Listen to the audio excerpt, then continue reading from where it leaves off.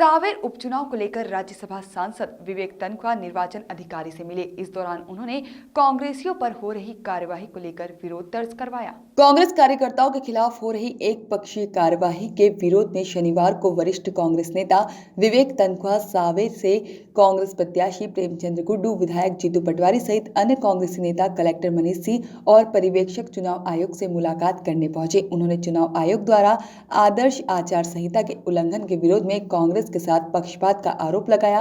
विवेक तनखा ने चुनाव पर्यवेक्षक से चर्चा करने के बाद संतुष्टि जाहिर की है। कमलनाथ को स्टार प्रचारक की सूची से हटाने पर विवेक तनखा ने कहा कि हम सुप्रीम कोर्ट जा रहे हैं। स्टार प्रचारक कौन होगा कौन नहीं होगा यह पार्टी तय करेगी, इलेक्शन कमीशन नहीं। विवेक तनखा ने कहा कि इलेक्शन कमीशन का नोटिस कि कमलनाथ को रोकने का यह बीजेपी की साजिश है। कमलनाथ अपने दूसरे स्टार प्रचारकों के साथ प्रचार करेंगे। मिलाकर चुनाव के अंतिम दौर में केंद्रीय चुनाव आयोग द्वारा कमलनाथ पर कार्यवाही से कांग्रेस नेताओं में बेचैनी बढ़ गई है। पक्ष में काम कर रहा है और तुलसी सिलावट ये सोचते हैं कि हम प्रशासन के बल पर चुनाव जीत जाएंगे, तो बड़ी गलतफहमी में। आज हम लोग ऑब्जर्वर के पास मिलने आए थे। स्ट्रांग रूम की स्थिति है कि मेरी बेटी जो वहाँ की एजेंट है उनको बनाया है, वो वहाँ पे रात को 10 बजे गई चेक करने, तो एक भी सुरक्षा अधिकारी 20 मिनट तक वो वहाँ पे रही। एक भी सुरक्षा अधिकारी छोड़ो, आपको चपरासी तक वहाँ पे स्ट्रांग रूम में नहीं था। तो जिला प्रशासन की बदनीयती इससे ही साफ होती है। साथ साथ में इंडेस कॉलेज जो है, मेरे को जनसंपर्क से रोका गया। वहाँ पे इन्हें बोला कि मैंने परमिशन मांगी, तो इन्हें बोला कि नहीं, हम नहीं दे सकते कि रेड जोन में कोई हॉस्पिटल है। तो जब मैं जनसंपर्क नहीं कर सकता, और करना भी है तो जाके उसके मालिक से सहमति लेके आओ। तो हमारी आपत्ति तो शुरू से थी, पोलिंग स्टेशन बनने ही नहीं था। लेकिन आपत्ति इस बात की थी, ऐसे अपराधी आदमी जिसके खिलाफ हम लोगों ने विधानसभा लोकसभा में प्रश्न उठाए हों, उसके पास हाउस कैंपस के लिए हम जाएं। नियम ये है इलेक्शन कमीशन की, जहाँ शासकीय बिल्डिंग यदि है तो उस शासकीय बिल्डिंगों में ही चुनाव कार्यालय होना चाहिए, चुनाव बूथ, पोलिंग बूथ होना चाहिए। लेकिन उसको प्राइवेट कैंपस में उसको बना दिया। जब मेरे जैसे लोगों को रोकेंगे, संपर्क करने नहीं जाने देंगे, तो बाकी लोगों को वोट कैसे डालने देंगे? ये प्रशासन की जो नीयत है इससे साफ हो रही है कि वो पूरी तरीके से उनके दबाव में प्रभाव में काम कर रहा है। और मैं पहले से ही लगातार 2 महीने से लिख रहा हूँ उसके खिलाफ, और 2 महीने से मैंने स्टिंग भी किया, सब चीज़ की वहाँ पे, और कलेक्टर साहब को दिखाया। लेकिन इन लोगों ने इस बात पे ध्यान नहीं दिया। अच्छा, पर्यवेक्षक से आप मिले, क्या आपने शिकायत की, क्या उन्होंने कहा? अभी तो बात से सेटिस्फाई हूँ। विवेक तनखा जी हमारे आए थे, उनने बोला है, कलेक्टर ने भी आश्वासन दिया, उनने भी आश्वासन दिया, इन सब चीज़ पे हम कार्रवाई कर रहे हैं। ये पूरी साहब गड़बड़ियाँ जो हैं, इसको लेकर कांग्रेस अब क्या स्टैंड रहेगी? क्या नहीं, अब तो 2 दिन चुनाव, अभी तो चुनाव, सुप्रीम कोर्ट, हाई कोर्ट सब खुली हुई है। हाँ। और इलेक्शन कमीशन में भी सुबह जा रहे हैं। सुप्रीम कोर्ट में भी कमलनाथ जी के मामले में सुबह या रात को, अभी जब बोलते हैं कोर्ट होगा, तो यदि एजेंसी देखी तो रात को भी सुनाई हो जाती है उनकी। अच्छा गुड्डू भैया, ये जो मुकदमे कायम किए गए हैं, ये मुकदमे को आप कैसे देखते हैं? जो मतलब अभी कल स्पष्ट है, आज जो गद्दारी हुई, बाकी सब मुद्दे हट गए हैं। जो कांग्रेस के साथ गद्दारी हुई है, लोगों का अविश्वास इसके प्रति है, और लोगों ने वोट दिया था 5 साल के लिए कमलनाथ जी को, वो वोट नहीं दिया गया। लोगों को ये है कि एकमात्र गद्दारी हुई है और गद्दारों को हिसाब किताब करना है। अभी सब चीज़ें हट गई हैं, सब चीज़ें मुद्दे हट के गद्दारों को सबक सिखाने का मौका है। गुड्डू भैया, सिंधिया जी ने कहा है कि आजीवन अब वो भाजपा में ही रहेंगे, कांग्रेस के जो आरोप हैं उनको लेकर। जहाँ उनको बहुत बहुत शुभकामनाएं हैं। 10वें 11वें नंबर पे भी अपना आ रहा है, प्रचार में भी, यहाँ पे लिस्ट में नहीं, उनको बहुत शुभकामनाएं हैं, बहुत बहुत शुभकामनाएं। 2 दिन ही शेष बचे, किस तरह की स्ट्रैटेजी है ज़्यादा से ज़्यादा लोगों तक पहुँचा जाए? नहीं, हम लोग तो माइक्रो लेवल पे, और सोशल मीडिया हमारा बहुत स्ट्रांग है। हम बूथ लेवल पे हम उससे भी कनेक्ट हैं, और फील्ड में तो हम लोग लगातार कर ही रहे हैं, हमारे सभी नेता लोग कर रहे हैं। अब 2 दिन में तो हम लोग सोशल मीडिया के माध्यम से ही कर पाएंगे। क्या पहले भी 40% गांव तक ही पहुंच पाए हम लोग, जैसा बीजेपी वाले कह रहे हैं? नहीं बोलते, गए बार चुनाव लड़ा था मैं, हाँ, 98 का 13 दिन में 50 या 60 गाँव ही घूम पाया था, और वर्षों के बने हुए उम्मीदवार को मैंने हराया था। वो चिंता नहीं, ये बोला कर इनके बोलने से क्या है, इन्हें तो गाँव भी नहीं देखा होगा अभी। बहुत सारे इश्यूज हमारे कैंडिडेट के थे।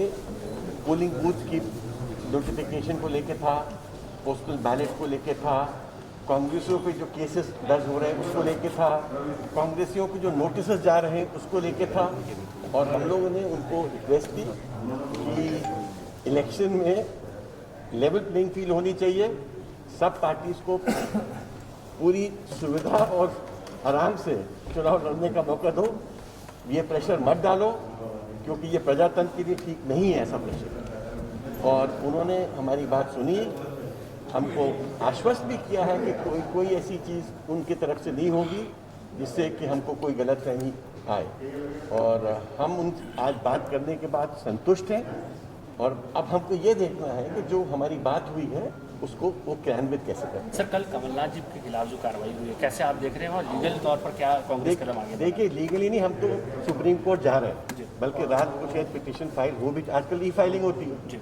हम लोग उसमें हम लोगों ने कुछ अच्छे मुद्दे उठाए हैं, फ्रीडम ऑफ स्पीच और एक्सप्रेशन, इलेक्शन के दरमियान किस तरह से लीडर्स को आप अंकुश जो लगाना चाहते हो किन बातों पे लगाओगे, इलेक्शनरिंग पे नहीं लगा सकते। और दूसरा जो लिस्ट है, जो लिस्ट बनती है, ये लिस्ट तो पार्टी की लिस्ट होती है। स्टार प्रचारक कौन होगा ये बीजेपी, कांग्रेस, समाजवादी पार्टी वो डिसाइड करेंगे हमारे स्टार प्रचारक कौन होंगे। इलेक्शन कमीशन ना तो उसमें कोई किसी को ऐड कर सकती है ना किसी को सब्ट्रैक्ट कर सकती है। लेकिन जिस तरीके से कैलाश विजयवर्गीय को सिर्फ संयम बरत अपनी पिटीशन में डाल रहे हैं कि बीजेपी के लीडर्स ने कौन कौन सी बातें पब्लिक डोमेन में की है, वो पिटीशन का पार्ट होगी। और हम उनको बताने वाले हैं कि जब बीजेपी के लोग कहते हैं तो आप उनको कुछ नहीं कहते हो, जब कांग्रेस के लीडर्स कुछ स्पीच देते हैं तो उसको आप ऑफेंस बना देते हो कि मॉडल कोड ऑफ कंडक्ट के अगेंस्ट है। तो एक प्रकार से ये कॉन्स्टिट्यूशनल जो प्रोविजन है फ्रीडम ऑफ स्पीच और एक्सप्रेशन का, उसका भी ये वायलेशन है। और एक इलेक्शन के दरमियान लास्ट मोमेंट में आप कमलनाथ जी को बिना नोटिस दिए, देखिए ये बहुत आश्चर्य की बात है। इमरती देवी जी की जो कंप्लेंट थी उस पे आपने कमलनाथ जी को 48 आवर्स का नोटिस दिया। आपने अभी जो कंप्लेंट थी जिस पे आपने एक्शन लिया है उसमें आपने कमलनाथ जी को कोई नोटिस दिया, उनसे पूछा? कोई किसी व्यक्ति के ऊपर इस देश में आज की जो हमारे न्याय प्रणाली है उसमें आप किसी को बिना उससे पूछे, सूचना दिए आप एक्शन ले सकते हो? आप 6 घंटे की सूचना देते, 1 घंटे की देते, पूछते तो कमलनाथ जी से कि आपने क्या बोला है। एक शब्द नहीं पूछा गया उनसे, वो तो खुद आश्चर्य चले गए। अच्छा, दूसरा 3 दिन पहले तो आपने एक एडवाइजरी दी उनको, और ये जो स्पीचेस थी शायद उसके पहले की थी, तो उसके पहले आपने ये बात क्यों नहीं कही? और आप फ्राइडे इवनिंग कोई ऑर्डर पास करते हो, क्योंकि सैटरडे संडे लास्ट 2 डेज है, कोर्ट भी बंद है। क्या आयोग किसी दबाव में काम कर रहा है? हमारा तो कहना है कि ये जिस प्रकार से जो ये ऑर्डर निकला है फ्राइडे को, और सैटरडे संडे कोर्ट बंद है, संडे को वैसे भी इलेक्शनिंग खत्म हो जाएगी, तो एक प्रकार से कमलनाथ जी जो हमारे स्टार प्रचारक भी थे वो क्या हमारा कैंपेन लीड कर रहे थे, और जिस प्रकार से पब्लिक उनको सुनने आ रही थी, ये बीजेपी की साजिश थी और है कि उनको रोकें, जिससे कि उनको लगता है कि जितनी पब्लिक आएगी उतना लोग मन बनाएंगे बीजेपी के अगेंस्ट। बट बीजेपी को ये भ्रम है, अगर आप जितना आप रोकने की कोशिश करोगे उतना लोग आपके अगेंस्ट और बोलेंगे। यही तो प्रजातंत्र की शक्ति होती है। तो कैसे आप देख रहे हैं 28 सीटों पर चुनाव होना है, और क्या कांग्रेस कमबैक करने में कामयाब होगी? क्योंकि एक बड़ा चुनौतीपूर्ण ये इलेक्शन दिख रहा है। देखिए, बहुत सिंपल है, जब इलेक्शन स्टार्ट हो रहा था, मैं तो उनमें से हूँ जो अपनी बात खुल के बोलता हूँ। मेरी कमलनाथ जी से बात हुई तो मैंने मुझसे पूछने के, विवेक ये बताओ तुमको सीट लगता है? तो मैंने कहा हो सकता है सर 50-50 हो। ये पुरानी बात मैं बोल रहा हूँ, 2 महीने पुरानी। उन्होंने कहा नहीं, तुम देखना 20 के बहुत ऊपर होगा आंकड़ा। सब बहुत अच्छी बात है, ऐसा हो तो इससे अच्छी बात क्या हो सकती है। थोड़े दिन बाद फिर हम लोग ने रिव्यू किया, और जब ये भीड़ आने लगी तो फिर हमको बीजेपी के मित्र भी बोलने लगे, अरे ये तो कांग्रेस की तरफ प्रति झुकाव है। आप लोग बोलने लगे, मीडिया, पूरी मीडिया हमको बोल रही थी कि अरे ये तो कांग्रेस की तरफ झुकाव दिख रहा है। अब आज के दिन बीजेपी समझ रही है कि ये एक तरफा चुनाव हो गया है, और वो ये जो कल का जो ऑर्डर है, ये बीजेपी की जो कंप्लेंट है उस बौखलाहट का एक प्रतीक है। वो हारने से डरते हैं और उनको पता है कि इस हार से उनकी सत्ता खत्म हो जाएगी। सर, इस पिटीशन पर आज हियरिंग होगी क्या किस तरीके से? देखिए, पिटीशन में आज हियरिंग हो कि पता नहीं सैटरडे संडे है कि कल हो या मंडे को हो, उससे हमको बहुत ज्यादा इसलिए अंतर नहीं पड़ता अभी आज के दिन, क्योंकि कमलनाथ जी अपने कार्यक्रम में आज आ रहे हैं, बहुत होगा तो खर्चे में आप ऐड करोगे।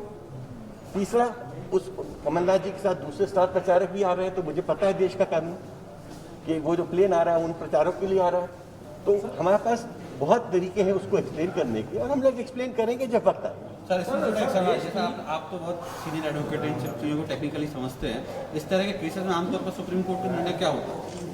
देखिए, ये डिपेंड करता है, ये जो केस होगा, और मैंने आज अपने एडवोकेट ऑन रिकॉर्ड को गाइड भी किया है कि एक प्रेयर ये डालो कि सुप्रीम कोर्ट को अब समय आ गया है, गाइडलाइंस देनी चाहिए कि इलेक्शनरिंग किस तरह से होगी, क्योंकि अगर आप इलेक्शनरिंग को इस तरह से रोकोगे और लोगों को आलोचना भी नहीं करने दोगे, आलोचना के इलेक्शन में कुछ इन्वेंडोज होंगे, क्या ट्रंप नहीं कर रहे हैं, क्या जो बिडेन नहीं कर रहे हैं, क्या यूके में नहीं होता है, अरे वर्ल्ड में होता है भाई। तो अगर मजाक नहीं बनाएंगे, कुछ हंसी मजाक नहीं होगा बोलने बालने में, तो इलेक्शन किस बात का? आप इलेक्शन को फेस्टिवल ऑफ इंडिया, अब ये फेस्टिवल है, चुनाव भी एक प्रकार से पब्लिक डेमोक्रेसी का एक फेस्टिवल होता है, उस फेस्टिवल को होने तो दो। संजय जी, अभी आपने कहा कमलनाथ जी से आपकी लगातार बात हो रही है, ये जो एक आइटम वाला बयान है इसको बीजेपी बड़ा तूल दे रही है, वो खत्म हो चुका है, बात खत्म हो गई। जिसे फ्रीडम ऑफ स्पीच की बात करें या अपन डिफरेंशिएट करें, उन्होंने अपनी बात रखने का मौका भी नहीं दिया, तो क्या बात रख सकते हैं इस बयान के, अगर अपन नहीं, ये आइटम पे नहीं है, ये वो बात खत्म हो चुकी है, उसमें कमलनाथ जी की एक्सप्लेनेशन एक्सेप्ट भी हो गया है और एडवाइजरी के साथ वो बात समाप्त हो चुकी है, तो उसको आप बोलने से कोई मतलब नहीं है। ये जो आया है कल का ऑर्डर, उसका उससे कोई लेना देना नहीं है। ये कुछ उसके पहले कमलनाथ जी ने कैजुअल जो स्पीचेस दी है उसमें से कुछ एक्सट्रैक्ट्स निकाल के एक उनको ऑर्डर पास कर दिया। चंबल का बेल्ट जो है वो इस चुनाव में बहुत महत्वपूर्ण रहने वाला है, वहाँ के आकलन पर अगर हम बात करें तो क्या कहता है भाई? हमको जो खबरें आ रही हैं, और ये खबरें शायद आपके पास भी आ रही हैं, कि एक तरफा चुनाव हो रहा है, एक तरफा चुनाव हो रहा है, और ये एक बड़ा एक अजीब स्थिति बनने वाली कि बाई इलेक्शन डिसाइड करेगा कि कौन सी गवर्नमेंट सत्ता में रहेगी। मतलब चंबल बेल्ट से सिंधिया का जनाधार जो है वो खत्म हो गया। अब जो दिख रहा है वो आपको भी दिख रहा है, मुझे भी दिख रहा है। नहीं, पर आप फील्ड में जाते हैं, आप बेहतर हमको तो दिख रहा है। अच्छा, आपके हिसाब से हमको तो भीड़ दिख रही है। स्ट्रॉन्ग रीजन क्या है? What is the strong reason behind that? उपचुनाव और इलेक्शन कमीशन कहीं ना कहीं दबाव में है, तो क्या इसका इस फैक्टर पर असर करेगा, क्या लगता है? देखिए, बड़े बड़े चुनाव हुए हैं इसके पहले भी, और पब्लिक डिसाइड करती है अल्टीमेटली कि चुनाव का रिजल्ट क्या होगा, और हमको भारत की और मध्य प्रदेश की पब्लिक पे भरोसा है। और जब वो देखते हैं कि दबाव बढ़ रहा है, तो जब जब दबाव बढ़ा है इस देश के इतिहास में, पब्लिक ने उसका जवाब दिया है।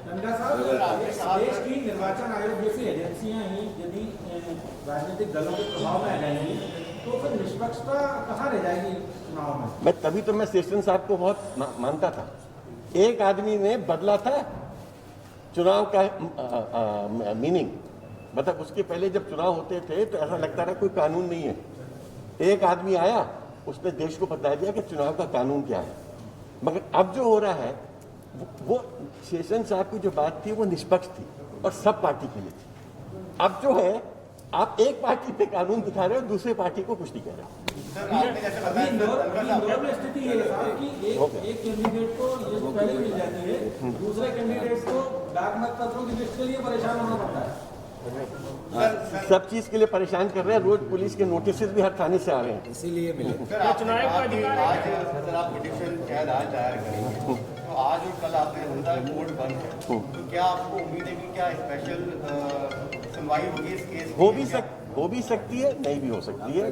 कोर्ट उसकी अर्जेंसी देखेगी।